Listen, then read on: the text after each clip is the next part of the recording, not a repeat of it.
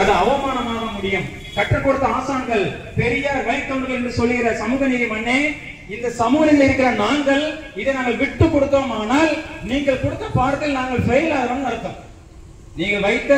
நீங்கள் கற்றுக் கொடுத்த இந்த மாண்பை நாங்கள் கட்டி காக்க வேண்டும், சமூக நீதியை காப்பாற்ற வேண்டும் என்றுதான் நாங்கள் நினைக்கிறோம். இந்த அரசு வந்தவுடனே ஒரு கொள்கை, ஒவ்வொரு அரசும் ஒரு கொள்கை உண்டு. பொருளாதார கொள்கை என்பது இந்த அரசுடைய கொள்கை இன்க்ளூசிவ் growth, உள்ளடக்கிய வளர்ச்சி. நீங்க நெட்ல நீங்க எடுத்து பாத்தீங்கன்னா அந்த அரசுடைய எக்கனாமிக் பாலிசி அதான் இருக்கும்.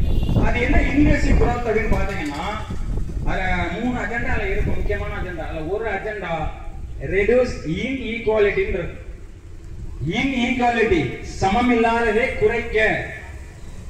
இந்த தமிழ்நாட்டிலே இந்த ஆசிரியர்கள் சமமில்லாத, சமத்துவமில்லாத ஒரு ஊதியத்தை 16 ஆண்டு காலமாக அந்த இன்இக்வாலிட்டியில இருந்துட்டு இருக்கிறாங்களே.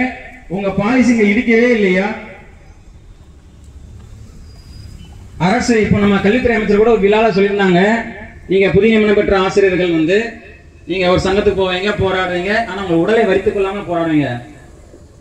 நம்ம மீது அக்கறை கொண்ட மாண்புமிகு பள்ளிக்கல்வித்துறை அமைச்சர் அவர்களுக்கு நம்ம மனமார்ந்த நன்றி. ஆனால் ஒரே ஒரு விஷயம், இந்த முறை கண்டிப்பாக எங்களை வருத்தும் வகையில் போராட்டம் இருக்காது. அரசை